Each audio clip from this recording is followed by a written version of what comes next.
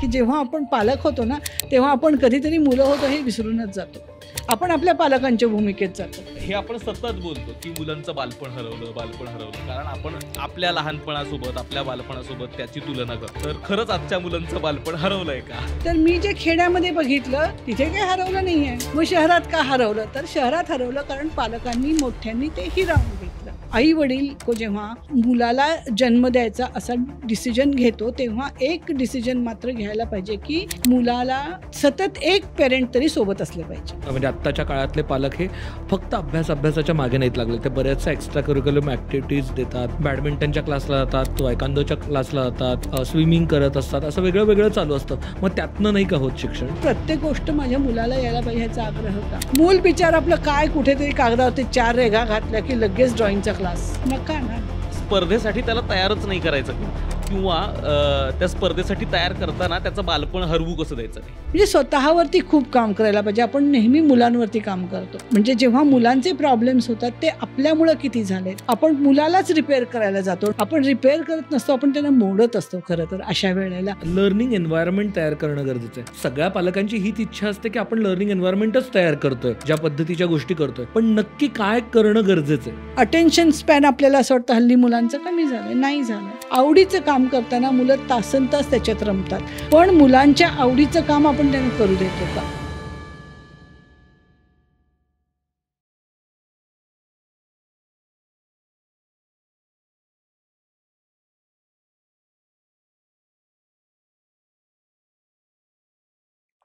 Hello hi hello नमस्कार. तुमच्या सगळ्यांचं मनापासून खूप खूप स्वागत आहे कॉटन किंग प्रस्तुत द मुक्त शो म्हणजेच स्टॅटच्या या नव्या कोऱ्या एपिसोडमध्ये. आणि आजचा विषय इतका आवडीचा म्हणण्यापेक्षा जवळच आहे कारण आपल्याला लहानपणी आपण इतकं खेळलोय, बागडलोय, आपण मातीत पडलोय, झडलोय, अक्षरशः उन्हात काळे पडेपर्यंत 12-12, 1-1 वाजेपर्यंत मे महिन्यात क्रिकेट खेळलोय. आणि आता कुठंतरी टॅन होण्याची भीती वाटते. आता कुठंतरी तेवढं अर्थात क्रिकेटचं ग्राउंड पण नाही अवेलेबल. अशा बऱ्याच गोष्टी घडतायत आणि ह्या सगळ्या घटनांमध्ये आपण कुठेतरी फोनवरती जास्त वेळ घालवतोय. आपल्या आजूबाजूची लहान मुलं पण फोनवरती वेळ घालवत आहेत किंवा ज्या पद्धतीने त्यांना ॲक्टिव्हिटीज, क्लासेस, ट्युशन्स याच्यात त्यांचा वेळ जातोय, त्यानंतर कुठेतरी भीती वाटते की बाबा बालपण कुठेतरी हरवलंय का? आणि याचसाठी आज आपल्यासोबत रंजना बाजी मॅम आहेत. त्या सहज शिक्षण अभ्यासक आहेत. त्या पालकांसोबत याच विषयावरती खूप काम करतात. आज ते आपल्याला खूप सुंदर पर्स्पेक्टिव्ह देणार आहेत. आज आपण त्यांच्याकडनं लिटरली सगळ्या छोट्या-छोट्या गोष्टी समजून घ्यायचा प्रयत्न करणार आहोत आणि लहान मुलांना कसं अजून जास्त पद्धतीने आपण समजून घेऊ शकू आणि एक सुंदर वातावरण तयार करू शकू, हाच आजच्या संभाषणाचा प्रयत्न असणार आहे. आणि तुम्हाला उन्हाळ्यासाठी कम्फर्टेबल आणि ट्रेंडी कपडे घ्यायचे असतील तर cotton king is the place. त्याच्यासाठीची वेबसाईटची लिंक खाली दिलेली आहे आणि तुम्ही ऑफलाईन स्टोअर्समध्ये जाऊन सुद्धा हे शर्ट्स विकत घेऊ शकता. त्यांची नवीन हॉलिडे वाइब्स रिसॉर्ट कलेक्शन नवीन त्यांनी लॉन्च केलं आहे, तर चेकआउट करायला विसरू नका. आजचा विषय खरं तर खूप महत्त्वाचा आहे. म्हणजे आपण कायम लहानपण देगा देवा, मुंगी साखरेचा रवा वगैरे हे सगळं म्हणतो आणि कसं मग आपल्याला मे महिना आला की उन्हाळ्याच्या सुट्ट्या आठवतात, मग आंबे आठवतात. म्हणजे मला मे महिना म्हटलं की नदीच्या इथे आम्ही कोकणात पोहायला गेलोय आणि मग तिथे केलेली मस्ती आहे, वेगवेगळ्या गोष्टी आठवतात. आणि आत्ताची मुलं फक्त त्या कदाचित सोसायट्यांच्या लॉबीमध्ये किंवा पार्किंगमध्ये आणि इथेच खेळताना दिसतात आणि असं वाटतं अरे यार, ह्या मुलांचं बालपणच हरवलंय का? तर हे आपण सतत बोलतो की मुलांचं बालपण हरवलं, कारण आपण आपल्या लहानपणासोबत आपल्या बालपणासोबत त्याची तुलना करतो. तर खरंच आजच्या मुलांचं बालपण हरवलंय का? इथपासून सुरुवात करायला हरकत नाही. एकतर पहिल्यांदा तुम्ही बोलवलं याच्याबद्दल खूपच आभारी आहे. कारण हा विषय असा आहे की त्याच्याबद्दल खूप मिथ्स आहेत. हो. त्यामुळं मग आम्ही त्याच्याकडे कसं बघितलं हो. आणि हे आम्ही बघत असताना कुठलीही पुस्तकं वाचली नाहीत का कुठलेही परदेशी निबंध किंवा प्रबंध काही वाचले नाहीत. आम्ही गेली कित्येक वर्ष मुलांचं निरीक्षण करतोय, अच्छा. सखोल निरीक्षण, त्याचं डॉक्युमेंटेशन करतो, त्याचे व्हिडिओज, फोटोज काढलेत आणि त्याचा आम्ही अभ्यास केला आणि त्याच्यातून खूप गोष्टी आम्हाला कळत गेल्या. जसं आता तुम्ही म्हणाला की मुलांचं बालपण हरवलंय का? तर मी जे खेड्यामध्ये बघितलं तिथे काही हरवलं नाहीये. मग शहरात का हरवलं? तर शहरात हरवलं कारण पालकांनी मोठ्यांनी ते हिरावून घेतलं. बापरे. हा त्याच्यातला प्रश्न.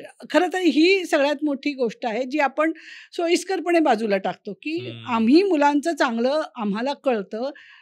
ह्या भ्रमातच आपण खूप गोष्टी अशा करत राहतो की मग त्याच्यातून खरंच मुलांना फायदा होतोय का त्याच्यातनं मुलांचं नुकसान जास्त होतं ह्याच्याकडे आपण एकदा बघायला पाहिजे असं मला वाटतं. त्यामुळे बालपण म्हणजे काय? आपल्याला बालपण म्हणजे आपण जे हिरावून घेतलं ते काय हिरावून घेतलं? हो. तर त्याच्यामध्ये पहिली गोष्ट म्हणजे काहीही करायचं स्वातंत्र्य, काहीही न करायचं स्वातंत्र्य ह्या 2 गोष्टी आपण मुलांच्या हिरावून घेतल्या आहेत. आपल्याला मूल नुसतं बसलेलं नाहीच चालत. काहीतरी कर, काहीतरी कर. ते जेव्हा मूल बसलेलं असतं तेव्हा सुद्धा काहीतरी करत असणार आहे ना. पण आपल्याला सतत मुलांनी काहीतरी कुठेतरी ऑक्युपाईड असलं पाहिजे. एंगेज्ड पण नाही म्हणत मी. एंगेज म्हणजे आपण आतून एंगेज असतो. ऑक्युपाईड काहीतरी करत असलं पाहिजे. हो. मग कुठे छंद वर्गाला पाठव. म्हणजे मी बघितलेत की 3-3 महिने वेगवेगळ्या छंद वर्गाला मुलाला पाठवतात. कशाला? त्याला जर एखादी गोष्ट आवडत असेल ते करेल ना. आपण का त्याच्या सगळ्याच जगण्याची, छंदांची म्हणजे त्याच्या आवडीची पण आपण जबाबदारी नाही घ्यायला पाहिजे. हो. छंद वर्गाला पाठवणं असेल, मग मध्येच कुठे एखादी भाषा शिकायला पाठवतात, मध्येच क्रिकेटला पाठवतात. म्हणजे आता तुम्ही जे म्हणालात ना, की मुलं क्रिकेट खेळत नाहीत, काही नाहीत. पण एक गोष्ट लक्षात ठेवली पाहिजे, की क्रिकेट वगैरे गोष्टीसुद्धा मोठ्यांनी डिझाइन केलेल्या आहेत. मुलांचे जे खेळ म्हणतो आपण, ते मोठ्यांनी डिझाइन केलेले क्रिकेट, हुतुतू किंवा ही जी आहेत बॅडमिंटन वगैरे मोठ्यांनी डिझाइन केले आहेत. हं. मुलांचं खेळणं ही खूप वेगळी गोष्ट आहे. ओह! अच्छा. मुलांचं खेळणं म्हणजे सगळ्यात आधी म्हणजे मगाशी मी जी स्वातंत्र्याबद्दल बोलले, की मुलाला जेव्हा आपण मोकळं सोडलेलं असतं, काहीही आपण त्याच्यावरती कुठलंही बंधन घातलेलं नसतं, तेव्हा मूल हे सतत शिकत असतं. हं, हं. कारण कसं आहे, की आपण घरामध्ये किंवा बाहेर जेव्हा मांजरीची, कुत्र्याची पिल्लं बघतो, तेव्हा त्याची आई कुठे त्याला काही शिकवत असते. म्हणजे खूप आम्ही त्याला लर्निंग एन्व्हायर्नमेंट म्हणतो. अगदी उत्तम उदाहरण म्हणजे तुम्ही कधीतरी बघितलं असेल, मांजर बसली आहे, शेपूट हलवतीये. हो. पिल्लू येतं त्या शेपटीशी खेळतं. हे पुढं त्याला कधीतरी भक्ष्य पकडताना त्याला उपयोगी होणार आहे. पण आता मांजर शिकवत नाहीये. ती लर्निंग एन्व्हायर्नमेंट क्रिएट करतीये. हं. त्याच्यातनं मग पिल्लू आणि दरवेळेस मांजर काय त्याला "ये बाबा माझ्या शेपटीशी खेळ" असं नाही सांगत ना.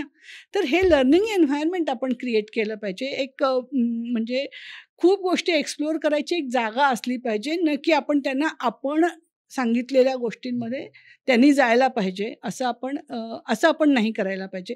त्यामुळे हे जे स्वातंत्र्य आहे ते आपण आधी हिरावून घेतलंय. हो. काहीही करायचं, काहीही न करायचं स्वातंत्र्य हिरावून घेतलंय आणि त्याला खूप गोष्टीमध्ये आपण अडकवल्यामुळं त्याचं जे आपण नंतर म्हणतो की कॉन्सन्ट्रेशन स्पॅन कमी झालाय.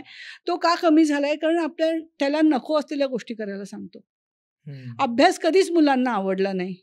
तिथं मग दर 5 मिनिटांनी पाणी प्यायला उठतील, शूला जायला उठतील, असं ते काहीतरी कारण त्यात म्हणजे विशेषतः पहिली 10-1 वर्षापर्यंतच्या मुलांना निसर्गाचा असा एक सिस्टीम आहे, की मुलं फक्त त्यावेळेला आजूबाजूच्या जगाची ओळख करून घेत असतात ज्ञानेंद्रियातून.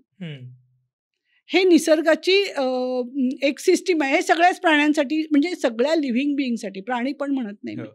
प्रत्येक जे काही सजीव आहेत त्याच्यासाठी ही सिस्टीम आहे, की ज्ञानेंद्रियातून आपण जग समजून घ्यायला पाहिजे. तर नेमकं आपण त्याच वेळेला मुलांना शाळेत घालतो. जग समजून घ्यायला पाहिजे म्हणजे काय? जग समजून घ्यायला पाहिजे म्हणजे ज्या काही गोष्टी चांगल्या आहेत, मी काय शिकायला पाहिजे म्हणजे आता आपण वेली बघतो. वेली कुणी न शिकवता पण त्या सूर्यप्रकाशाकडे जातात. बरोबर. बरोबर ना? म्हणजे ते त्यांचं नॅचरल लर्निंग आहे. मूल जग समजून घेतात म्हणजे मुलं जगाची ज्या काही प्रोसेसेस आहेत त्या समजून घेतात, माणसं समजून घेतात, वातावरण समजून घेत असतात आपल्या आजूबाजूचं. त्यामुळे परत आपण इथंच येतो, की मग मूल चांगलं कसं शिकेल? तर जेव्हा त्याच्या भोवतीचं जग चांगलं असेल तेव्हा मूल चांगलं शिकेल. हो. पण त्यालाच जोडून असा एक प्रश्न येतो म्हणजे कुठल्याही पालकांना, की नाही म्हटलं तरी ते लहान मुलं आहे, त्याची काळजी हं. वाटते. ते पडेल झडेल याची भीती वाटते. ते बरोबर. काहीतरी चुका करेल याची भीती वाटते. तो काहीतरी इजा करून घेईल याची भीती वाटते. त्याच्यामुळे मग पालक त्याच्या भोवतीची ती भिंत उभारत जातात आणि याचं कारण खरं तर मुलांना न शिकू देणं हे नसतंच ना. त्याचं कारण खरं तर मुलांना प्रोटेक्ट करणं, त्याच्या भोवतीचं ती एक भिंत तयार करणं, की ज्याच्यामुळे त्यांना त्यांच्या पद्धतीने गोष्टी तयार करता येतील. तर खरं तर त्याचा वेगळा त्रास होतोय का? म्हणजे ती अनारकलीची भिंत होऊ नये असं मला वाटतं पहिली गोष्ट म्हणजे. आणि मूल स्वतःचं रक्षण करायला समर्थ आहे. समर्थ हे आहे. हो. जोपर्यंत आपण त्यांना मध्ये जात नाही म्हणजे आपण जसं बोलतो, की मूल जर मुलाला आपण गरम काहीतरी गोष्ट ठेवली असेल तर मूल क्वचितच जाऊन असा हात मारतं. पण ते हळू जाईल आणि ते एक डिस्टन्स बघेल. पण मॅम आगीत हात घातल्याशिवाय आपल्याला पोळल्याशिवाय तसं कळत नाही असं तसं म्हणतो नाही. ना. आगीत हात नाही घालायला लागतो. लांबून तुम्ही मग ऊब कशी घेता शेकोटीची? हं. लांबून ना तेव्हा हात नाही. आणि तुम्हाला माझ्याकडे ना एक फार सुंदर फोटो आहे. म्हणजे मी नेहमी नॅचरल लर्निंगच्या वेळेला तो हं. फोटो दाखवत असते, की एक चूल आहे. हं. खेड अशी मोठी आणि विझलेली चूल आहे आणि त्याच्यामध्ये एक मांजरीचं पिल्लू बसलंय. म्हणजे मी नेहमी मला जेव्हा तो फोटो मी जेव्हा पहिल्यांदा बघितला तेव्हा मला हेच लक्षात आलं, की मांजरीच्या पिल्लाला कसं समजलं असेल, की मी कधी त्याच्यामध्ये बसलं तर मला भाजणार नाही पण ऊब मिळेल. हं. नॅचरल लर्निंग आहे ना ते मांजरीच्या पिल्लाचं. म्हणजे जर मांजरीच्या पिल्लाला एवढं कळत असेल तर माणसाच्या पिल्लाला तर नक्कीच कळत असणार आहे. पण ह्या क्षमता सगळ्या वापरायला आपण मुलांना जागा दिली पाहिजे. हं. भाजतंय नुसतं जेव्हा आपण शब्द वापरतो. परत शब्द आणि अनुभव ह्याच्यातला हा फरक आहे. भाजतंय म्हटलं तर मुलांना कळत नाहीये भाजतंय. हं. पण आपण त्याचा हात हळूच तिथेपर्यंत जरा जवळ आणि त्याला अनकम्फर्टेबल कळतंय ना हाताला. हो. हो. मग त्याला माहिती की हे नकोय. इथे नाही मला जायला पाहिजे. हं. प्रत्येक मूल स्वतःची काळजी घ्यायला विचार असतोच ना. ते सर्व्हायव्हल इन्स्टिंक्ट. सर्व्हायव्हल इन्स्टिंक्ट सगळ्यांमध्ये आहे. तर मग मूल काही जाऊन पटकन हात नाही मारणार. पण आपण जर त्याला म्हटलं की हे गरम आहे आणि त्याच वेळेला त्याला अनुभव दिला, तर त्याला कळतं. मग ते नाही जाणार. क्वचितच काही ॲक्सिडेंट्स होऊ शकतात, नाही असं नाही.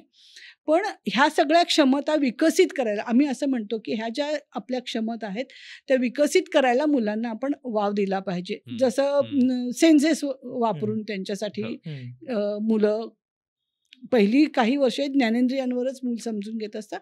मग त्यांच्या ज्ञानेंद्रियांना वाव मिळेल, हं. की मुलांच्या समोर कुठल्या प्रोसेसेस आहेत. बहुतेक आई-वडील दोघेही काम करत असतात. हं. हो. हं. तर मग अशा वेळेला काय होतं, की आपल्याकडे कामाला लोक येतात. हं. स्वयंपाकाला एक बाई येते, ती काम करून जात असेल. भांडी घासायला एक येते आणि मग ती भाजी पट आपल्याकडे आणि मोठे ओटे असतात. हो. त्याच्यावरती भाजी चिरते वगैरे. म्हणजे मुलाच्या दृष्टीने जेव्हा आपण बघतो तेव्हा आई-वडील कारण मुलांचं जे आहे सध्या सुरुवातीला तरी ते फोकस फक्त आई-वडील ह्याच्यावरती आहे. हां, हो. मूल असं त्याचं ते वाढत जात असे. त्याचं जे होरायझन. होरायझन तर पहिल्यांदा आई-वडील असतात. आई-वडील काय करतात, उठतात, आवरतात, पटपट बॅगा घेतात, कुठेतरी जातात. मग मला टाकतात हे डे केअरमध्ये आणि मग मी परत येतो, की परत आई-वडील टीव्ही बघत बसतील किंवा परत काहीतरी काम करत बसतील. मग ह्याच्यामध्ये प्रोसेसेस नाही आहेत. मग ह्याच्यात मूल काय शिकणार आहे? कुठले अनुभव? काहीच अनुभव देत नाही आपण. हं. तेव्हा आणि पहिली गोष्ट म्हणजे जेव्हा आपण आई-वडील म्हणजे नवरा-बायको जेव्हा आपण मुलाला जन्म द्यायचा असा डिसिजन घेतो, तेव्हा एक डिसिजन मात्र घ्यायला पाहिजे, की मुलाला सतत एक पेरेंट तरी सोबत असलं पाहिजे. हा खूप फायनान्शियल मोठा डिसिजन आहे. आणि हे पण मग किती वयापर्यंत? खरं तर 15 वर्षापर्यंत. पण हे जे पहिलं म्हणजे मूल एक 10 वर्षापर्यंत होईपर्यंत तरी. पण परत मग तुम्ही 10 वर्षानंतर तुम्ही हॉस्टेलमध्ये नाही टाकणार ना त्याला. तोपर्यंत एक तुम्हाला मुलाचा अंदाज आलेला असतो. आणि कसं आहे की हे प्रत्येकाची खूप वेगळी प्रोसेस आहे. म्हणजे जनरल स्टेटमेंट नाही करू शकत, की बाबा हं. त्याला 10च वर्ष लागतील. काही मुलं 8व्या वर्षीसुद्धा इंडिपेंडंट होऊ शकतात. पण आपण हे डिसिजन्स घ्यायला लागतात, की पण मग एक पालक हं. हे एखाद्या कुठल्याही मिडल क्लास कुटुंबाला खूप अवघड होऊ शकतं ना, की म्हणजे आता कोणत्याही एकानी जॉब सोडणं किंवा एकानी पूर्ण वेळ हे करणं is going to be very difficult आत्ताच्या म्हणूनच हां. म्हटलं मी आपल्याला आता आपण जग काय बघतोय, हं. आत्ता कुठली मुलं आपल्याला दिसतायत, फ्रस्ट्रेशनची दिसतायत, डिप्रेशनची दिसतायत, सतत ओव्हर कॉन्फिडन्स आहे, ओव्हर कॉम्पिटिटिव्ह आहेत, आत्महत्या करणारी आहेत, ज्यांना सतत थेरपी लागते, अशी मुलं खूप आहेत. म्हणजे आता माझ्या एका नातेवाईक मुलगी आहे, माझ्या बहिणीची नात आहे.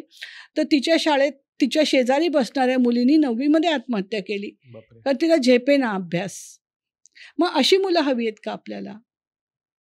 म्हणून म्हटलं, की हा फायनान्शियल सुद्धा डिसिजन असू शकतो. पण मग मूल वाढवायचं आणि जगाची लोकसंख्या भरपूर झाली. आपण फक्त ॲड करायचं असेल असं म्हणून मुलाला जन्म नाही द्यायला पाहिजे. म्हणजे हे थोडंसं असं हो. विधान आहे. पण जेव्हा एक जीव आपण जगात आणणार असू, तेव्हा त्याची पूर्ण जबाबदारी सुरुवातीला आपल्याला घ्यायला लागणार आहे. हं, हं. हे सगळं त्यामुळंच मी खेड्यातल्या मुलांमध्ये जेव्हा मी खूप वर्ष काम केलं तिथे बघितलं ती मुलं जगायला जास्त लायक आहेत. कारण हे सगळं मी 6वीतली मुलं मी एका गावामध्ये राहिले 3 वर्ष तिथे घर घेऊन. तर 6वीतली मुलं असे भले भले मोठे बैल घेऊन त्यांना पाणी पाजायला नदीवर घेऊन जायचे. कसं जमतं त्यांना? कारण हे लाईफ स्किल्स मुलं शिकलेली असतात तिथं. जगण्यासाठी जे स्किल्स आहेत ते अशातून अनुभवातून शिकतात. ते फक्त आपण त्यांना काहीतरी आता साधी गोष्ट आहे, बटन लावायचं आहे. आता हल्ली तरी ते असे शर्ट आणि कपडे पण निघत नाहीत की जे दुरुस्त करायला लागतात. ते पण खूप चुकीचं आहे. किंवा जरा तुटलं बिटलं तर आपण लगेच गरजू लोकांना, हे एक आपल्याकडे खूप आहे ना, गरजू लोकांना देतो. गरज आपली आहे द्यायची, त्यांना तुम्ही नाही दिलं तरी चालतं खरं तर. तर मग आपण नंतर मग कधीतरी ते मोठे झाल्यावर आम्ही कुठे काम करतो, आम्ही रिसायकलिंगमध्ये काम करतो. मग ती फार मोठी गोष्ट वाटते. गोधडी हे रिसायकलिंगचं उत्तम उदाहरण जे खेड्यामध्ये प्रत्येक घरात घडतं. मग आपल्या घरामध्ये समजा बटन तुटलं असेल, बटन लावायला पाहिजे. मुद्दाम अशा काही गोष्टी केल्या आणि परत तिथे कंटेक्स्ट असला पाहिजे. आता काही शाळांमध्ये काय करतात, एक अशी पट्टी घेतात, त्याच्यावर बटणं लावा. कशावर बटणं लावताय तुम्ही? बटनांचं काम काय आहे कळतच नाही ना. मग खरंच बटन तुटलं असेल तर बटन लावणं आहे, कुठे फाटलं उसवलं असेल तर ते दुरुस्त करणं आहे. ह्याच्यातनं खूप संदेश मुलांना जातात की फाटलं असेल तर आपण ते जरा शिवून वापरू शकतो, फाटलं की लगेच टाकायची गरज नाही आहे. अशा बारीक बारीक गोष्टीतनं मूल खूप काही समजून घेत असतं. अशा प्रोसेसेस घडल्या पाहिजेत. दरवेळेला कुठेतरी ट्रेकला घेऊन जा किंवा असं नाही. भाज्या चिरायला घ्याल तेव्हा मुलांना चवी समजतात, वास समजतात, स्पर्श समजतो, काय आपल्या कलर समजतात, भाज्या समजतात. पालक आणि मेथीमध्ये अजूनही खूप जणांना, मोठ्या मुलांना पण कन्फ्युजन आहे. डाळींमध्ये फरक कळत नाही, काही कळत.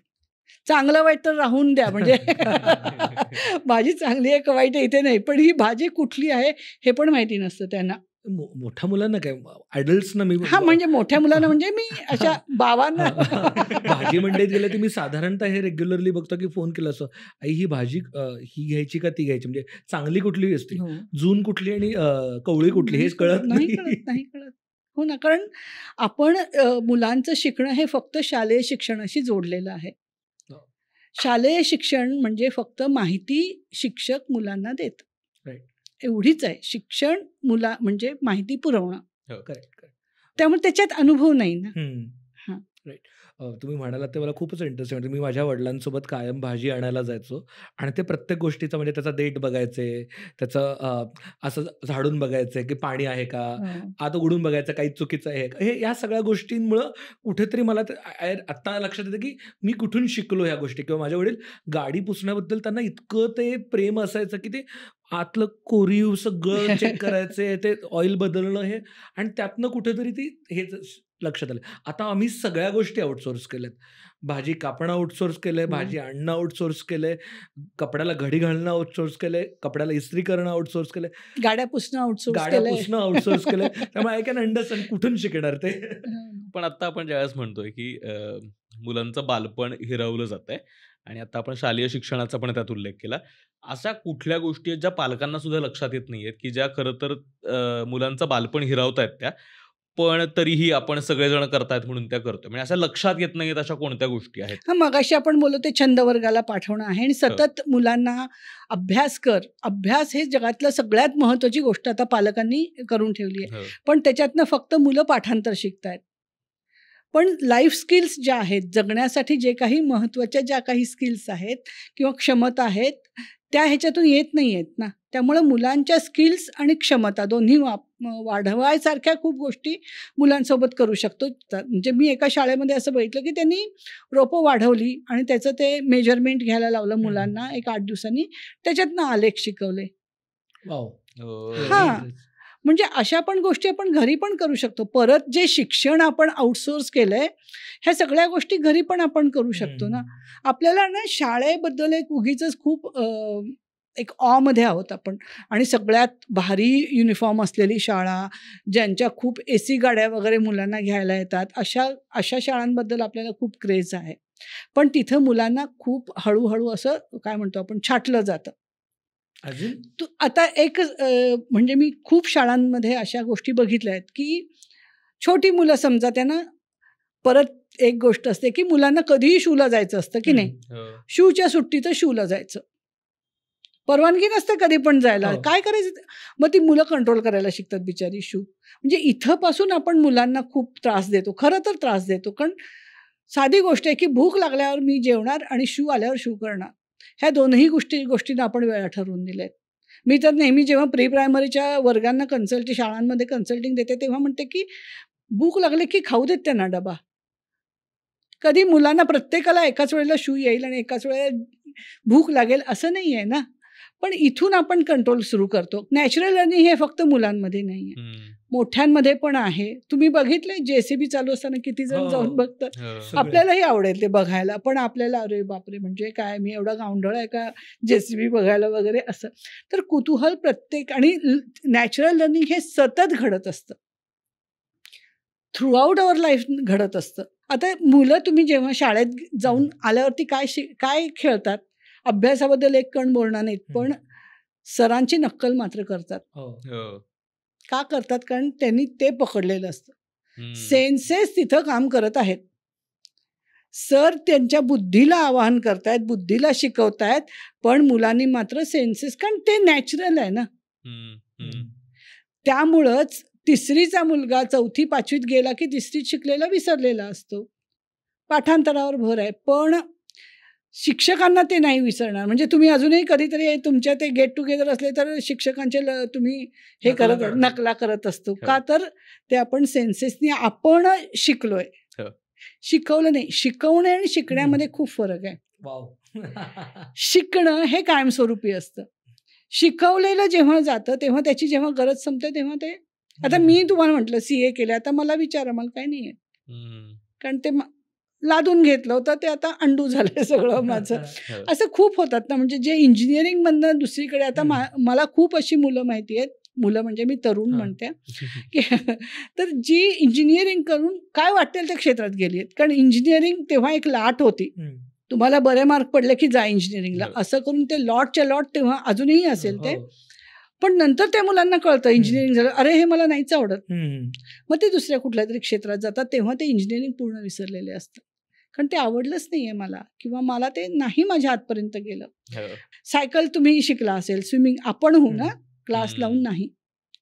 सायकल जेव्हा आपण शिकतो तेव्हा नाही विसरत, कारण आपण आतून ते आपण शिकलेलं. आणि परत तेव्हा कुणीतरी आपल्याला नेहमी वाटतं की मला कुणीतरी शिकवलं सायकल. नाही, जोपर्यंत आपण त्याच्यावर चढत नाही तोपर्यंत आपण नाही शिकलेली असते. आपल्याला थेअरीत जायचंच नसतं ना.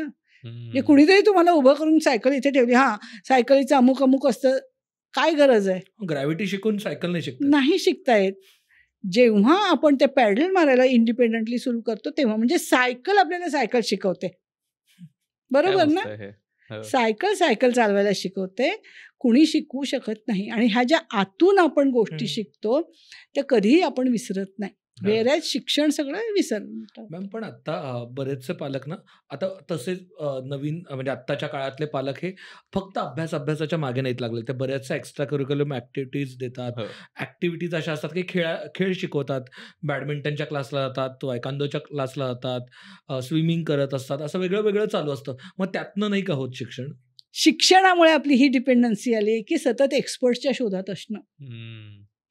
हा माणूस ना काहीतरी मुलांबद्दल ह्याचं एक्सपर्टीज आहे की चला त्याला शिकवा. त्याला तुझं मूल माहिती आहे का? जनरल स्टेटमेंट्स असतात ती सगळी. म्हणजे त्याच्याबद्दल मी वाईट नाही बोलत आहे, पण माझं मूल मलाच समजून घ्यायला पाहिजे ना. माझं मूल त्याला कसं कळेल?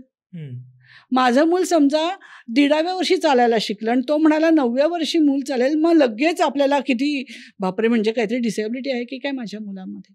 खूप मुलं 3-3 वर्ष नाही बोललेली पण आहेत. पण आपल्याला ते नॉर्म्समध्ये जगण्याची इतकी सवय आहे ना की प्रत्येक मूल वेगळं असतं, हे सगळ्यात महत्त्वाचं विधान आपण विसरतो. प्रत्येक मूल वेगळं असतं. मग त्यामुळं माझ्या शेजारचा मुलगा स्विमिंगला गेला तर माझा मुलगा जायला पाहिजे असं का? त्याला कसं आपण प्रयोग करू शकतो की त्याला घेऊन जायचं. काही काही मुलं पटकन उड्या मारतात पाण्यात, काही काही मुलं 8-8 दिवस रडत उभी असलेली मी बघितली स्विमिंग टँकवरती. त्याला नसेल, त्याची जेव्हा भीती जाईल तेव्हा आपण त्याला करूया ना. म्हणजे परत दुसरी गोष्ट, प्रत्येक गोष्ट माझ्या मुलाला यायला पाहिजे ह्याचा आग्रह का? मूल बिचार आपलं काय कुठेतरी कागदावरती 4 रेघा घातल्या की लगेच ड्रॉइंगचा क्लास. नका ना, करू देत ना त्याचं त्याला काहीतरी. आणि सगळ्या गोष्टी नको यायला माझ्या मुलाला. सगळ्यात महत्त्वाची गोष्ट आपण मुलांना देऊ शकतो ती म्हणजे समाधानात आणि आनंदात राहणं शिकवायला पाहिजे मुलांना, जे आपल्याकडनं अजिबात होत नाही. हो. सतत ओव्हर कॉम्पिटिटिव्ह असणं हे नॉर्म झालंय आता. आपण आपल्या कामामध्ये तेच करतो. समोरच्याला कसं मी पाडून पुढे जातो, नुसतं नाही त्याला पाडायचं आणि मग पुढे जायचं, हे आपण जसं करतो मग तसं आपल्याला मुलांसाठी म्हणजे जेव्हा तुम्ही कधीतरी रिझल्ट्स मुलांचे आणायला आया आणि त्यांचे बाबा गेले असतात ते बघा, त्या मुलाला माझ्या मुलापेक्षा अर्धा मार्क का जास्त मिळाला ह्याच्यासाठी शिक्षकांशी भांडणारे आया आहेत. मूल कॉम्पिटिशन करत असतं कारण ते जगण्यासाठी गरजेचं आहे, पण ते स्वतःची कॉम्पिटिशन करत असतं. म्हणजे आज मूल इथं असेल, इथून उडी मारत असेल, इथे ते कम्फर्टेबल झालं तर ते इथून उडी मारणारच आहे, कारण तो निसर्ग आहे त्याच्यापेक्षा पुढच्या स्टेजला जाणं हा निसर्ग नियम आहे. म्हणजे वेल अशी कुठे थांबलेली आपण बघितली नाही ना.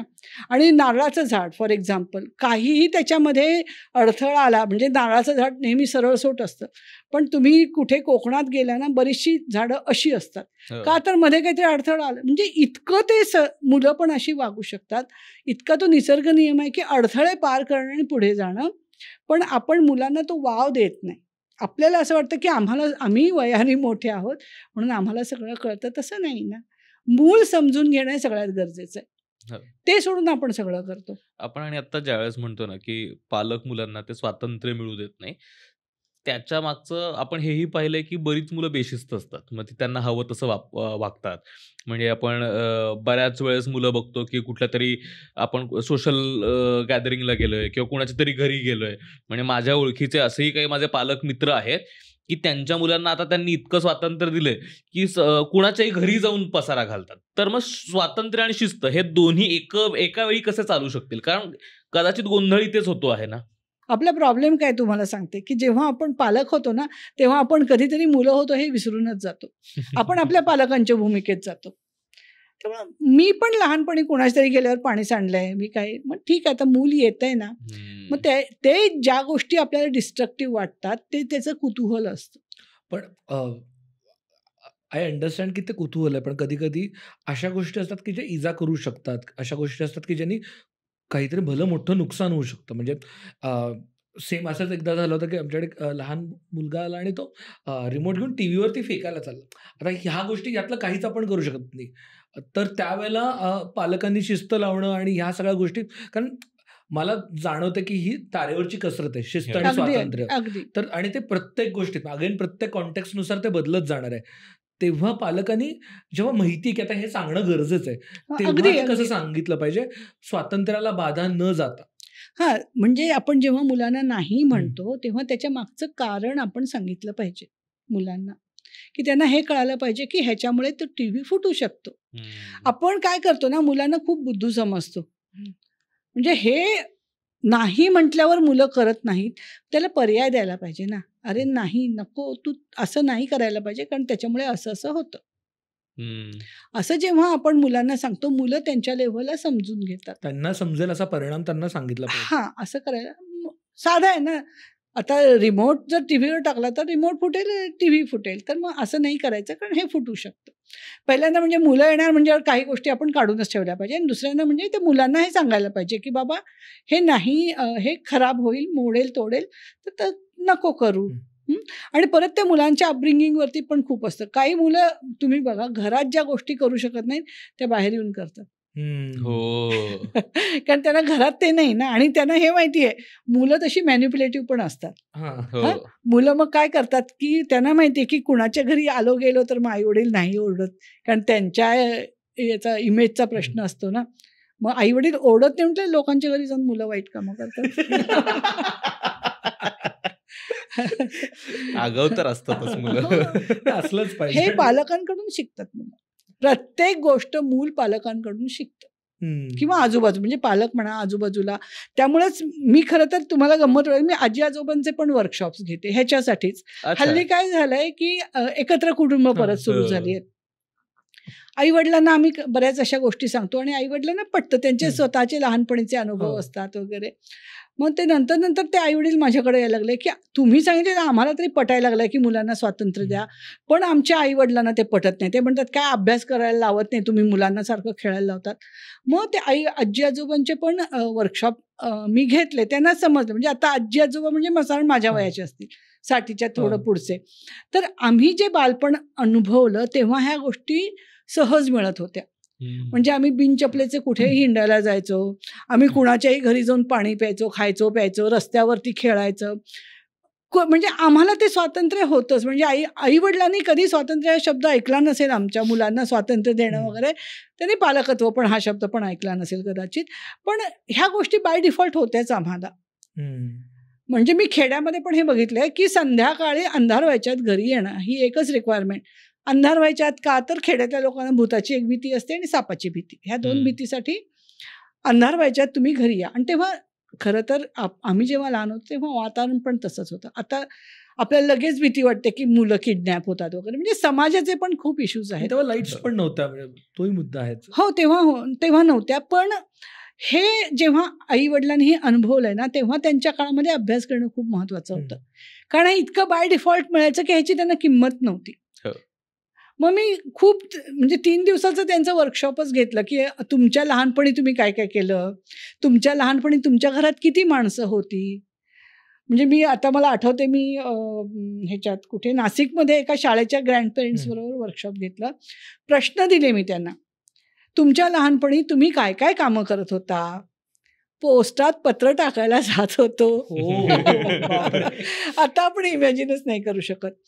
मग दळण आणायला जात होतो. अशा सगळ्या गोष्टी किंवा खेड्यातले असतील तर मग जनावरांना चारा पाणी वगैरे, हां. वगैरे. आणि मग आता काय करतात? तुमच्या मुलांनी काय-काय केलं? ह्याच्यातली 75% तुमच्या मुलांनी नाही केली. हो. आत्ताची मुलांनी तर काहीच नाही केलं. तर मग आपल्याला ह्याच्यातल्या काही गोष्टी सहज शिक्षण म्हणून ह्यांच्यामध्ये आपल्याला आणायला लागणार आहेत आत्ताच्या लहान मुलांमध्ये. त्यामुळे तुम्ही हे समजून घ्या. म्हणजे ते इतकं इंटरेस्टिंग. म्हणजे परत त्या दिवशी ना त्यांनी सगळं आपलं बालपण अनुभवलं. घरामध्ये किती माणसं होती? कमीत कमी 9 माणसं असायची त्यावेळेला घरात. आई-वडील असायचे, भावंडं जास्त असायची, मग कुणीतरी काका, मामा, कुणी आत्या-बित्या शिकायला असायचे, जॉईंट फॅमिलीज असायच्या. मग तेव्हा सोशल इंटरॅक्शन्सचा प्रश्न नव्हता. तुम्हाला काही शिकवायला लागलं नाही आजी-आजोबांना सोशल इंटरॅक्शन्स, की ह्या बाबाचा स्वभाव असा आहे, तर मग मी असं वागलं पाहिजे. मुलं शिकतात ना चेहरे बघून. पण मग आपल्याकडे कसे असतात 3च माणसं किंवा 4 माणसं. तर त्याच्यात मुलं काय सोशल इंटरॅक्शन शिकणार, माणसं कशी शिकणार? त्यामुळे काही गोष्टी आपल्याला खूप आर्टिफिशियली ह्या मुलांसाठी डिव्हाइस करायला लागणार आहे. हे मी आजी-आजोबांशी बोलले. मग तेव्हा त्यांनाही ह्या गोष्टी समजल्या. म्हणजे आता अशी समाजरचना आहे, की खूप गोष्टी आपल्याला क्रिएट करायला लागतायत मुलांच्या नॅचरल लर्निंगसाठी. अब तुम्ही मगाशी आपण जेव्हा हे एपिसोड शूट करायच्या आधी जेव्हा डिस्कस करत होतो, तुम्ही सांगितलं की जेव्हा आपण अल्फाबेट शिकतो तेव्हा ते आपण खरं तर चित्र शिकत असतो. त्याबद्दल थोडं सांगू शकाल का? हां. जेव्हा मुलं शाळेत जातात, प्री प्रायमरीमध्ये म्हणजे पूर्व प्राथमिक शाळेत जेव्हा मुलं जातात, तेव्हा त्याला शब्दच असे होते की पूर्वलेखन असं त्यांना म्हणजे आता मला त्याचं एक्झॅक्ट म्हणजे लेखनाची पूर्वतयारी करणं. हे काम असतं प्री प्रायमरीमध्ये. पण ते खूप चुकीचं आहे. कारण कशाला ना, म्हणजे एकतर ते त्यावेळेला त्यांना ह्याचीच गरज असते. म्हणजे त्यांच्या ज्ञानेंद्रियांचंच काम व्हायला पाहिजे तेव्हा. पण हसमहू शाळेमध्ये कारण पेरेंट्सचे पालकांची ही मागणी असते की आमच्या मुलांना लिहायला वाचायला. कारण आपल्या डोक्यात इतकं फिक्स बसलंय, लिहिणं वाचणं म्हणजे शिकणं. लिहिणं वाचणं ही एक स्किल आहे. हो. स्किल आहे. ते कधीही येऊ शकतं. नाहीतर प्रौढ शिक्षण शाळा कशा चालल्या असत्या, हो की नाही? कधीही येऊ शकतं. आणि पूर्वी माणसं कधी शाळेत न गेलेली उत्तम तयार झालेली किंवा आमच्या काळामधले जसे वसंतदादा पाटील कधी 5वी वगैरे शिकले, पण उत्तम प्रशासक होते ते. त्या अनुभवातनं शिकले ते. म्हणजे आता तुम्ही म्हणाल की हे काय एक्सेप्शनल तुम्ही सांगताय, पण नाही. घराघरात अशी माणसं होती की ज्यांनी उत्तम संसार केले, मुलांना कुठे कुठे पुढे आणलं. तर हे एक स्किल आहे लिहिणं वाचणं हे.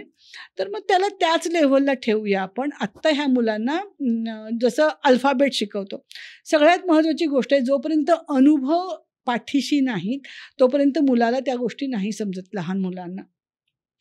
जसं तुम्ही अ किंवा ए काढला, तर आपल्या दृष्टीने ए, मग त्याच्या पुढे काहीतरी शब्द, तर मुलांच्या दृष्टीने ते एक चित्र आहे. ए किंवा अ. चित्र आहे त्यांच्यासाठी, मुलं चित्र शिकतात. मग आम्ही काय करतो त्या शाळेमध्ये, की मुलांनी जे काही खेळलेलं आहे, छोटी-छोटी वाक्य बनवायची त्याची आणि मग मुलांना ती वाक्य बोट ठेवून वाचून दाखवायची. छोटी 3-4 शब्दांची. मग आपण आज काय केलं? आज आपण गणपतीची पूजा केली. गणपतीची आरती केली. पूजा, आरती ह्या सगळ्या गोष्टी केली. गणपती. मुलांना ती चित्राप्रमाणे मुलं लक्षात ठेवतात सुरुवातीला आणि नंतर रिपिटेटिव्हली ते जेव्हा अक्षर येतात तेव्हा मग शिक्षिका सांगतात, हा गणपतीतला हा ग आहे. अनुभवातून लिटरसीकडे येणं आहे हे. आपण काय करतो की लिटरसी म्हणजे अक्षर आणि तसंच अंकांचं पण आहे. 1, 2, 3, 4 ही सुद्धा. पण जेव्हा अनुभवातनं काही गोष्टी म्हणजे खूपदा तुम्ही असं बघा, हे गणिताचं आपल्याला जी भीती वाटते, खूपदा मुलांना खूप ह्या गोष्टी येत असतात. कारण घरात चालूच असते ना, अर्धी पोळी वाढ, 1 ग्लास पाणी दे, हो की नाही? ते सगळं गणित म्हणजे कसं आहे की ह्या सगळ्या गोष्टींना आपल्या जगण्यातून शिकण्यात गेल्या आहेत, हे आपण विसरलोय. गणित आपल्या जगण्यात आहे म्हणून ते शिकावं लागतं. शिकण्यामध्ये आलंय. भाषा आपल्या जगण्यात आहे, पण भाषा म्हणजे फक्त लिहिणं वाचणं नाही ना, हो की नाही? त्यामुळे ते जेव्हा आपल्या जगण्यात आहेत, त्यामुळं आपण तशी उदाहरणं घेऊन जेव्हा गणित आपण शिकवतो मुलांना, गणितात त्या गोष्टी आणतो, तेव्हा मुलं लगेच रिलेट करू शकतात. म्हणजे कंटेक्स्टमधून मुलं जास्त लवकर शिकतात, असं त्याचं आहे. बरोबर. मग आता हे मला मान्य आहे की आपण मुलांना बऱ्याचदा त्या स्पर्धेसाठी उभंच करतो, स्पर्धेसाठी तयार करत असतो.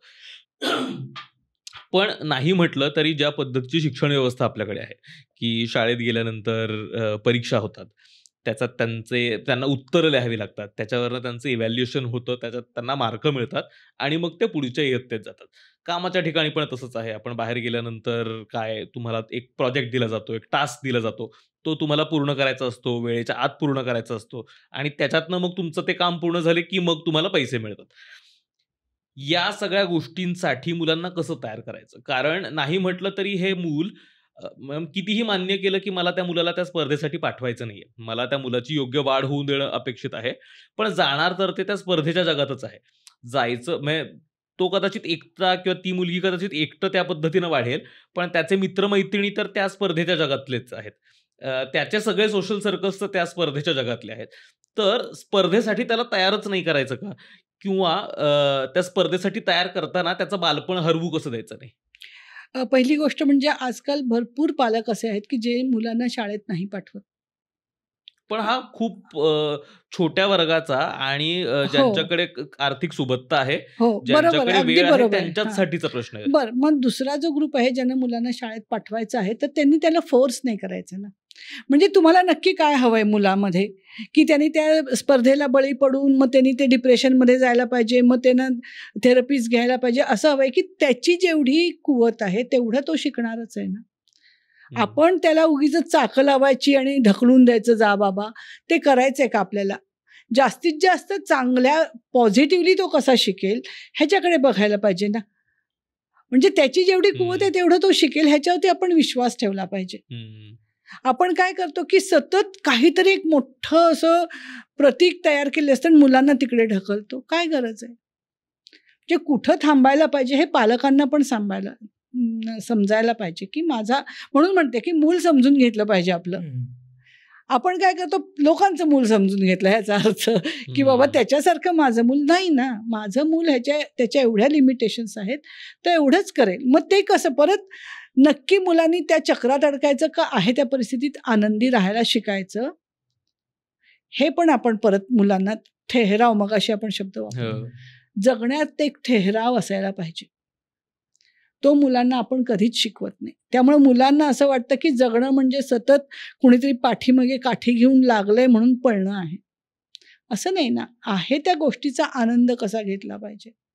म्हणजे स्वतःवरती खूप काम करायला पाहिजे. आपण नेहमी मुलांवरती काम करतो. आपल्या काय प्रॉब्लेम्स, म्हणजे जेव्हा मुलांचे प्रॉब्लेम्स होतात ते आपल्यामुळं किती झालेत, शाळेमुळं किती झालेत, हे सतत आपल्याला भान असायला पाहिजे. बरोबर. आपण मुलालाच रिपेअर करायला जातो आणि बऱ्याचदा समाजाला, आत्ता पण ना समाजाला रिपेअर करायची खूप गरज आहे. आपण ती मुलं इतकी व्हल्नरेबल असतात ना, आपल्या हातात सापडलेली असतात, आपण त्यांना रिपेअर करतो. आपण रिपेअर करत नसतो, आपण त्यांना मोडत असतो खरं तर अशा वेळेला. तर समाज आणि आपण काय करतो, आपण नेहमी रिपेअरिंग मोडमध्ये असतो. आता खरं तर अशी वेळ आलेली, आता आपण बघतोय आजूबाजूला काय चाललंय, की अशी वेळ आली की ह्या सगळ्याच गोष्टींचं खूप मोठ्या प्रमाणावर आपण परत अभ्यास केला पाहिजे, की खरंच शाळांचं एवढं महत्त्व आपण का केलंय, काय गरज आहे, कुठल्या गरजा आपण वाढवून ठेवल्या आहेत की ज्याच्यामुळे आपल्याला मुलांनी डिग्री घेऊन नोकऱ्या करणं महत्त्वाचं ठरतंय. आहे त्या गोष्टी रिपेअर करण्यामध्ये काही फार घडेल असं नाही. आणि जिनन ह्याच्यासाठी म्हणतो की नेहमी आम्ही ह्याला 500 वर्षाचा वेळ देतो, कारण इतकं आपण नुकसान करून ठेवलंय सगळ्या गोष्टींचं, लगेच ते रिपेअर नाही होणार आहे. पण थोडीशी आपण काय आपण प्रॉब्लेम्स क्रिएट केलेत त्याच्याबद्दल जर आपण विचार करत असू तर मग आपल्याला लक्षात येईल. आपण काय करतो की म्हणजे स्वतःला समुद्र सपाटी समजतो की माझ्यापासून उंची मोजा, असं नाही ना. तर आपण स्वतःकडे बघणं आहे, आपण मुलांकडे बघणं आहे, त्याच्यातून शांतपणे विचार करणं आहे. म्हणजे मुलाला पण सतत आपल्यावर पळवायचं नाही. आणि खूपशी मुलं, मी तुम्हाला म्हटलं तसं की खूपसे मला लोक भेटलेत की दे आर नॉट हॅपी. स्वतः जे करतात ना, खूप आतमध्ये ते खूप असे अनहॅपी असतात, म्हणजे आनंदी नाही आहेत ते. म्हणून तर सुट्ट्या असल्या की का नाही बरं आपण घरी थांबत, आपल्याला ती सवयच नाही आहे घरात थांबायची, सतत काहीतरी करायचं असतं. एक साधं स्क्रूड्रायव्हर घेऊन तुम्ही काहीतरी घरात बसला म्हणजे मगाशी आपण जे म्हणत होतो ना की अटेन्शन स्पॅन आपल्याला असं वाटतं हल्ली मुलांचं कमी झालंय, नाही झालंय. आवडीचं काम करताना मुलं तासनतास त्याच्यात रमतात, पण मुलांच्या आवडीचं काम आपण त्यांना करू देतो का? पाण्यामध्ये खेळणं आवडतं मुलांना, आणि जर मूल खरंच त्याला काही रोग वगैरे असतील तर वेगळं, पण नॉर्मली मुलं तेवढी आजारी नाही पडत. काय सर्दी होईल, बरं होईल, पण आपल्याला सर्दी झाली तरी भीती वाटते. म्हणजे मुलांना आपण किती अधू करून ठेवतो ह्या सगळ्या गोष्टीतून. बिनचप्पलचं गेलं तर आपल्याला भीती वाटते, मूल की काय होईल. काय नाही होत, आपण चाललोच आहे, आम्ही चाललोच आहे, तुम्ही पण चालले असाल बिनचप्पलचं आहे, काही नाही होत. पण आपण ती इतकी मुलांबद्दल ही एक भीती निर्माण करून ठेवली की त्याच्यामुळे आपण स्वतःलाही त्रास करतो आणि मुलांना खूप डिपेंडन्सीकडे आपण नेलेलं आहे. त्याच्यावरती आपण ह्या समाजातल्या सगळ्या गोष्टींवरती सगळ्यांनी एकत्र येऊन विचार करायला पाहिजे. मुलांना रिपेअर करणं हे सोल्युशनच नाही आहे, कारण मुलं आहेत ती अजूनही निसर्ग नियमाप्रमाणेच चालली. बरोबर. तुम्ही मगाशी खेळण्यांबद्दल म्हटलात की मुलांसाठी खेळणी वाईट आहेत, असं का वाटतं तुम्हाला? हां, तर मगाशी आपण जे उदाहरण घेतलं की खेळण्यांचा रोल काय आहे मुलांच्या एकूण त्या शिकण्यामध्ये. कारण कसं असतं की मूल सतत शिकत असतं. चांगलं शिकवा, चांगलं शिकेल, वाईट शिकवा म्हणजे तुम्ही जे वातावरण तयार करता त्याच्यातलं जे काही चांगलं वाईट सगळं. म्हणजे आता खेड्यामध्ये एकदा असंच झालं होतं, एक शाळेमध्ये आम्ही होतो, तर एकदा ती बाई आली, त्या मुलीची आजी की काय म्हणे ताई, माझी मुलगी शिव्याच जास्त द्यायला लागली आहे, काय चाललंय शाळेमध्ये. म्हटलं हे बघा, मध्ये मला माहिती आहे की कुणीही शिव्या नाही देत, मोठं तर कुणीच शक्य नाही, म्हटलं कुणीच शिव्या देत नाही आहे, तर तुम्ही बघा. म्हटलं काय, नाही म्हणे, आत्ता शाळेत आल्यापासून ती शिकली. म्हटलं ठीक आहे, मी बघते म्हटलं काय झालं आहे ते. आणि त्या गावामध्ये एक आमची शिक्षिका होती, तिथे राहत होती. मी तिला म्हटलं जरा बघून ये त्या मुलीचं घर कसं आहे, आजूबाजूला कोण आहे. 2-3 दिवस ती जाऊन बघून आले आणि त्यांच्या शेजारी नवीन माणसं आले आणि त्याच्यातली बाई अस्खलित शिव्या देत होती. आणि शिव्यांची गंमत कशी आहे तुम्हाला सांगते की मुलांना अर्थ माहिती नाही आहे. तुम्ही श्लोक शिकवा, शिव्या शिकवा, फक्त मुलं तेच शिकणार आहेत, कारण मुलं इमिटेट करतात. इतकी साधी गोष्ट आहे. त्यामुळे संस्कार वर्ग वगैरे गंमत आहे ती, कारण मुलं आता काय संस्कृत आहे, श्लोक शिकवतात ते. तर एनिवे, तर मी मग ती शिव्या देत होती. मग मी म्हटलं की तुमच्या शेजारी जी बाई आली ना, ती शिव्या देते, ते मुलं शिकली आहेत. आणि शिव्यांची गंमत कशी असते की मुलांना अर्थ नाही माहीत, मुलं शिव्या देतात, आपण ऑफेंड होतो, कारण आपल्याला अर्थ माहिती आहे. मुलांना अर्थ माहिती नाही. आणि जेव्हा खूपदा मी हे बघितलंय, की मुलांना गंमत वाटते, हे ऑफेंड होतंय, ह्यांना राग येतोय, की मुलं मग परत ते शब्द त्यांच्यासाठी काहीतरी शब्द आहे तो, अर्थ माहिती नाही आहे. पण मग मुलं ते मग म्हणायला लागतात, मग आपण ऑफेंड व्हायला लागतो. मुलांसाठी तो एक खेळ बनतो. तर हे जे आहे, आणि मग ते कुरुंजीच्या गावातलं पण तुम्हाला सांगते, की तिथे पण आजूबाजूला अगदी म्हणजे बोली भाषेमध्ये भरपूर शिव्या, म्हणजे अगदी अगदी उच्च कोटीच्या शिव्यासुद्धा होत्या त्याच्यामध्ये. ती पद्धत आहे त्यांची बोलायची. तर मग तिथे मी हे बघितलं, की साधारण 5वी-6वी पर्यंत मुलं भयंकर शिव्या द्यायची. बोलण्यातून सतत शिव्या द्यायची नाही. म्हणजे ते वापरायची. बोलण्याचा भाग असायचा. एका वाक्यामध्ये 2-3 तरी आपण अपशब्द वगैरे म्हणतो. त्यांच्यासाठी काय ते नॉर्मल होतं. पण तीच मुलं जेव्हा 8वीत वगैरे गेली मुलं, त्यांची भाषा बदलली होती. कारण तेव्हा त्यांना अवेअरनेस आला, की हां, हे चुकीचं आहे आपण जे बोलतो. कारण तेव्हा मग ते पुस्तकं वाचायला लागली, मग शाळेमध्ये शिक्षकांशी इंटरॅक्शन्स व्हायला लागल्या. मग त्यांना लक्षात आलं, की हे नाही. मग मुलं आपोआप बदलली. कारण आई-वडील बदलले नाही आहेत. आई-वडील अजून तसंच आहेत. पण मुलं मात्र त्याच्यातनं बदलली आहेत. त्यामुळं जे काही आहे ते मुलं शिकतात. तर खेळताना पण तेच असतं मुलांचं. मुलांचं खेळणं हे थोडंसं मी हां. तर मुलांचं खेळणं म्हणजे अनुभव मांडून बघणं, आणि त्याच्यासाठी जे काही पाहिजे ते मूल स्वतः बनवून घेतात. त्याला खेळणी द्यायची गरज नाही. हां, कारण तेच सांगते मी, का द्यायची गरज नाहीये. मुलाला जेव्हा अनुभव मांडून घ्यायचा असतो, आजूबाजूला जे आहे त्याचा ते प्रॉप्स म्हणून वापर करतात. आणि आपण हुशार असतो, अरे माझ्या मुलाला आज बहुतेक गाडी हवी आहे, तातडीने जाऊन गाडी घेऊन येतो. पण त्याची गाडीची गरज त्या मगाशी सांगितल्या उदाहरणात त्या प्रेशर कुकरनी भागवली आहे ना, बरोबर? मग आपण एक रेडीमेड, मग रंगीत-बिंगीत असलं की मूल त्या प्रॉडक्टमध्ये अडकतं. त्याला खेळणी ते स्वतः जेव्हा बनवून घेतात ते एका प्रोसेसचा भाग असतात. टेम्पररी त्याची गरज असते. जसं एक बाटल्या आम्ही बघितलेत, जे मुलींनी असे उभे दगड बाळ म्हणून घेतलेले आमच्याकडे फोटोज आहेत. पाण्याच्या बाटल्या बाळ म्हणून घेतले. कारण तेव्हा त्यांना बाळ म्हणजे आई होणं हे त्यांना अनुभव घ्यायचा होता. एक लाकडी वीट होती, ती पण अशी त्याला कपडे-बिपडे गुंडाळून अशी बाळ म्हणून अशी घेतली. आणि पुढच्या क्षणाला जेव्हा दुसरी गरज होती त्याची विटेची, समजा त्याची गाडी केली असेल किंवा समजा त्याला कुठेतरी वजन म्हणून वापरलं असेल, त्या विटेमध्ये मुलं अडकत नाही. हे जे प्रॉप्स बनवलेले असतात त्याच्यात मूल अडकत नाही, कारण ते त्या प्रोसेसचा एक भाग असतो. आपण काय करतो, त्या प्रोसेसचा प्रॉडक्ट बनवून टाकतो. मग आपण मुलांना खेळणी देतो आणि परत आपण नेहमी ना अशी महागाची एकदम इम्पोर्टेड वगैरे अशी खेळणी आणतो. मुलांना प्रत्येक गोष्ट समजून घ्यायची असते, म्हणजे उलगडून बघायची असते. मग आपल्याला तेही चालत नाही. मुलांनी महागाची खेळणी आणली ती नाही उघडायची, असं पण होतं ना. मग मुलं ती इतकी आकर्षक, परत तेच की मुलं व्हल्नरेबल आहेत. खूप इम्पॅक्ट होतो त्यांच्यावरती लगेच, की मग ते आवाज करणार असतं, आपोआप पुढे जाणार असतं खेळणं, मग मुलं त्याच्यामध्ये अडकतात.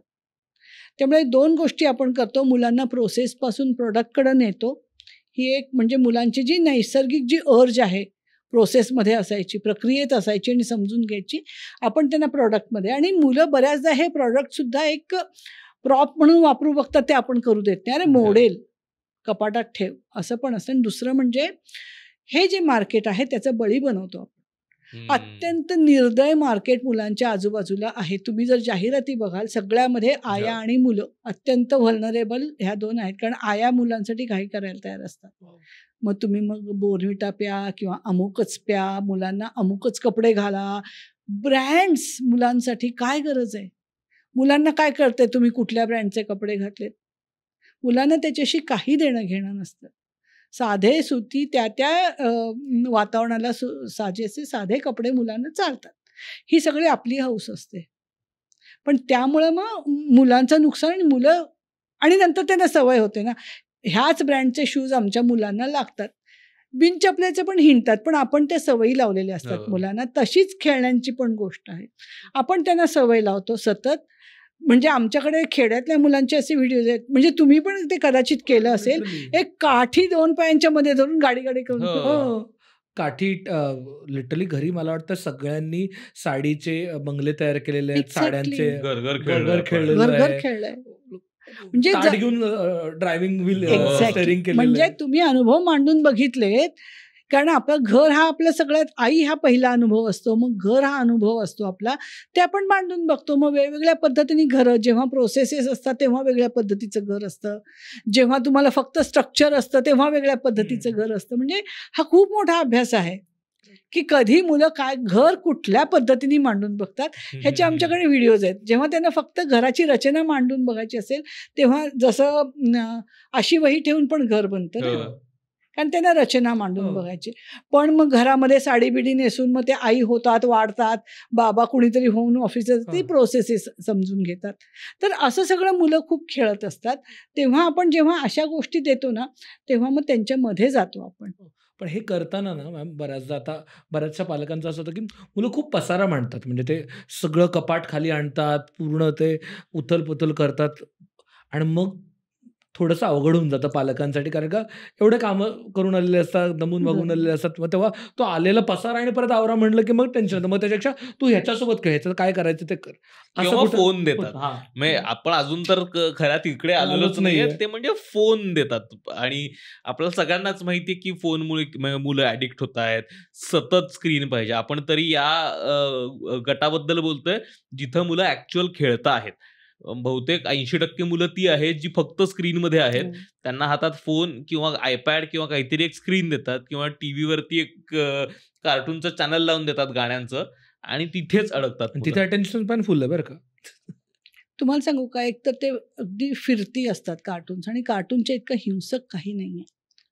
कार्टून मुलांसाठी अत्यंत डेंजरस आहे. तुम्ही जर एकदा मुलांच्या दृष्टीने कार्टून बघा. हं? सतत कुणीतरी कुणाला तरी मारत असतं. बरोबर ना? हं. त्याच्यामध्ये कुणीतरी सतत कुणाचा तरी पाठलाग करत असतं, मारत असतं, भांडत असतात, असं सतत हलत असतं ते.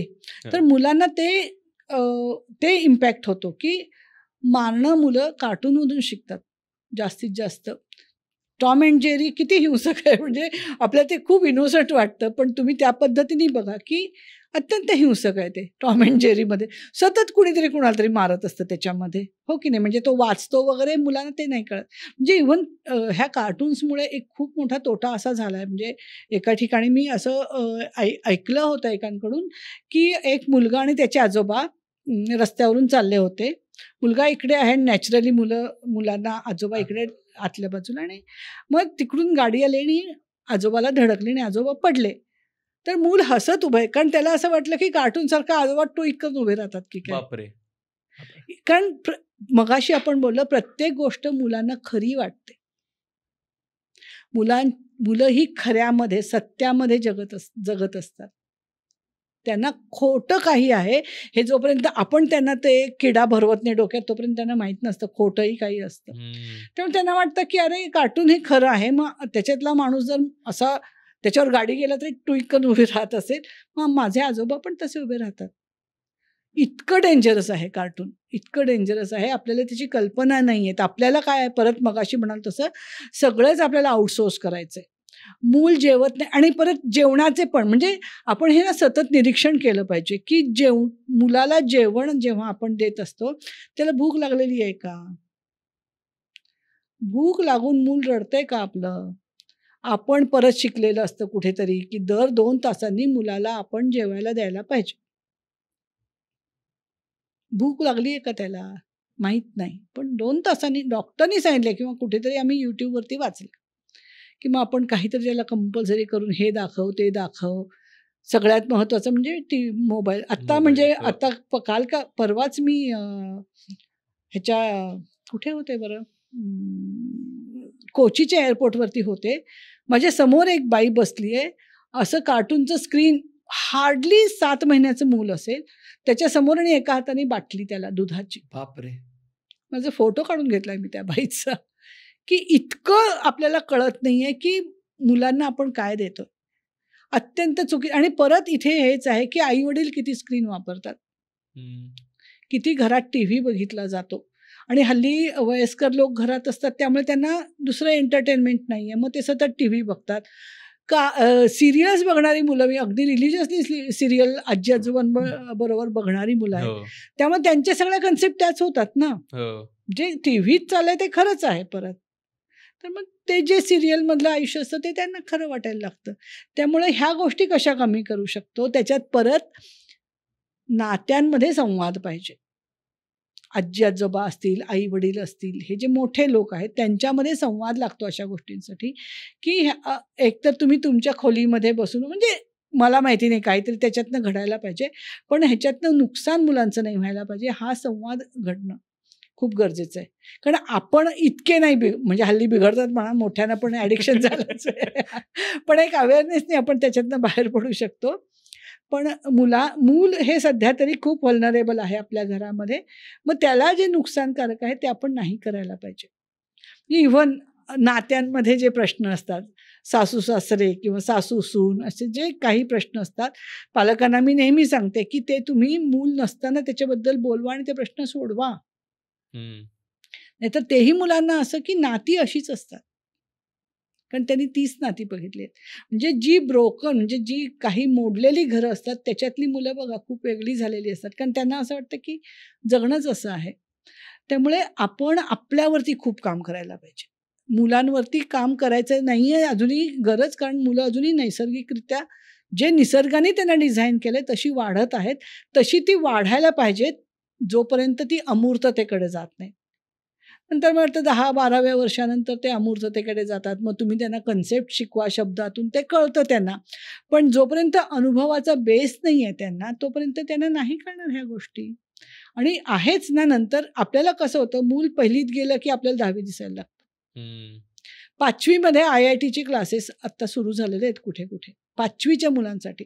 म्हणजे आधी आई वडिलांनी ठरवलंच कसं की माझ्या मुलाला IIT आवडेल, आणि ते काही सोपं नाही ना. तेव्हा तर किती कॉम्पिटिशन असणार आहे. म्हणजे आत्तापासून मुलांना आपण 10वीचं टेन्शन देतोय, 12वी नंतरचं टेन्शन देतोय. काही गरज नाही आहे सगळ्या गोष्टींची. करेल ना ते पुढे काहीतरी असं, म्हणजे एकतर व्यसनी नाही होणार, हे सगळ्या गोष्टी आपल्याला बघायला लागणार आहेत. पण आत्तापासून नाही टेन्शन द्यायला पाहिजे. प्री प्रायमरीत गेलं की लगेच मग लिहिणं वाचणं येत नाही आमच्या मुलाला, हे सगळं होतं ना. मग हे पालक, म्हणजे मी खूप प्रायोगिक शाळा पण अशा बघितल्या आहेत की जवळजवळ 3रीपर्यंत सगळं नीट चाललेलं असतं, की फार आमच्या मुलांना बर्डन देऊ नका, शिकेल तशी शिकेल वगैरे सगळं.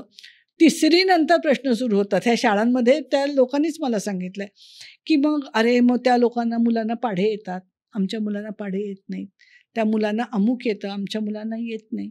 पण बाकीचं मुलं जे अनुभवातनं वगैरे, त्या शाळांनी पण मेहनत घेतलेली असते प्रायोगिक शाळांनी, तर ते का नाही आपण बघत? तर असे खूप गोष्टी आहेत की आपण सतत कॉम्पिटिशनमध्ये जातो आणि मग मुलांचं जगणं आपण भयानक करून ठेवलं आहे सगळ्या गोष्टींमध्ये. हेच आपण कसं ह्याच्यातून मुलांना आपण बाहेर पडू शकू, म्हणजे आपली मानसिकता बदलायला लागते. नाहीतर आपण आनंदात कसे राहू. साधं एक मुलांना फिरायला घेऊन जाणं इतकी साधी सुंदर गोष्ट असते ना. अगदी काय तुम्ही लगेच निसर्ग शोधत एक तर आपण स्वतः निसर्ग हे आपण विसरलो. आपण निसर्गाचा ऱ्हास वगैरे आधी आपल्या ऱ्हासाचं बघा आणि मग निसर्ग म्हणजे झाडं बिडं. निसर्ग म्हणजे आपल्या दृष्टीने फक्त झाडं, तसं नाही. आपण पण निसर्ग आहोत. मग आपल्यातला निसर्ग आपण जो हरवला आहे तो परत आणूया, की मग आपण मुलांकडे बघू शकतो. आपण बाकीच्या निसर्गाकडे नंतर बघूच शकतो. पण आपल्याला आपण नेहमी परफेक्टच वाटतो. आपल्याला हा प्रश्न असतो. आता आपण ऑलमोस्ट शेवटाकडे आलो. तुम्हाला कन्क्लुडिंग एक प्रश्न विचारायचा होता, की बालपण हिरावलं जातंय असं जाणवतंय आपल्या कन्व्हर्सेशन.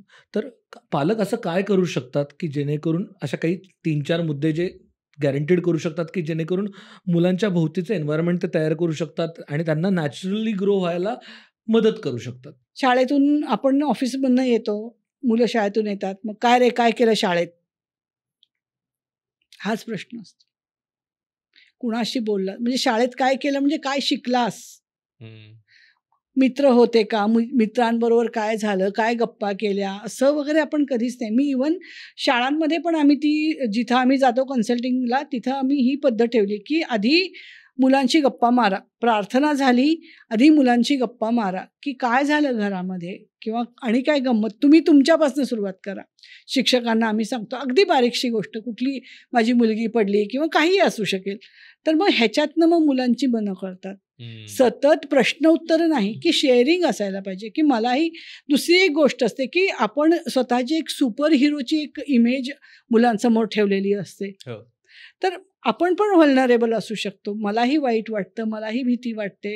हे मुलांपर्यंत जर आपण कधीतरी काही निमित्ताने म्हणजे मुद्दाम नाही, काही घडलं असेल, की "बाबा तुला काय झालं?" किंवा "आई तुला काय झालं? अरे असं-असं झालं, मला वाईट वाटतंय." हम्म. की मग हे वाईट वाटणं पण नॅचरल आहे.